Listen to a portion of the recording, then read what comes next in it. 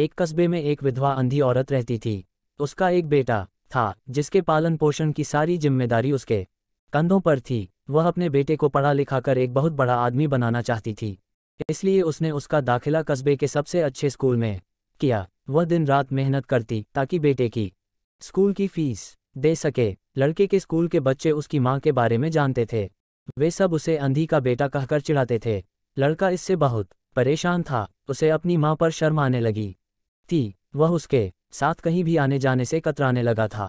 जब लड़का बड़ा हुआ तो उसकी शहर में अच्छी नौकरी लग गई। उसने अपनी माँ से वादा किया कि शहर में मकान लेकर वह उसे लेने आएगा, लेकिन वह शहर गया तो फिर लौटकर वापस नहीं आया। उसकी अंधी माँ उसका इंतजार करती रह गई। कई महीने बीत गए, लड़के की कोई खबर नहीं आई।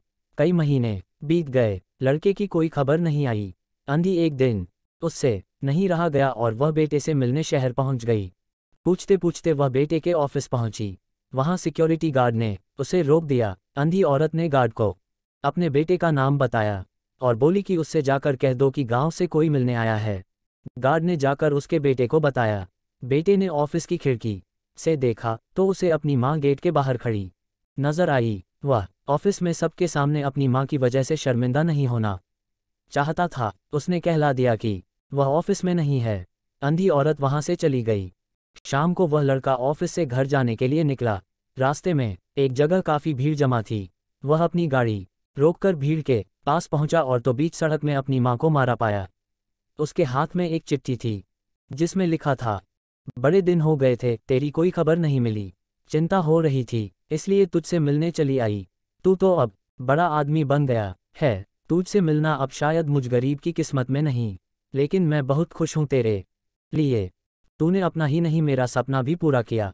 मलाल है कि तेरी तरक्की देख नहीं सकती। काश बचपन में तेरी आंखों में सरिया न घुसा होता और मुझे तुम्हें अपनी आंखें न देनी पड़ी होती तो तेरी तरक्की अपनी आंखों से देखकर सुकून से मरती। तेरी अंधी माँ। ये पढ़कर लड़का फूट फूट कर रोने लगा। जिस अंधी माँ पर उसे शर्म आती थी, उसने उसके लिए कितना बड़ा बलिदान किया था। वह आत्मग्लानि से भर उठा और जिंदगी भर खुद को माफ नहीं कर पाया। सीख, moral of mother sun emotional story. दोस्तों, माता पिता अपने बच्चों के लिए अपना सर्वस्व निछावर कर देते हैं। उनका हमेशा सम्मान करना चाहिए। दोस्तों, मेरी द्वारा बताई गई कहानी आपको कैसी लगी?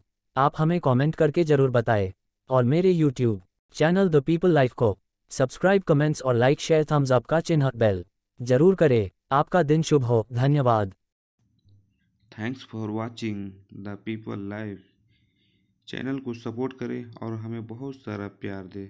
धन्यवाद।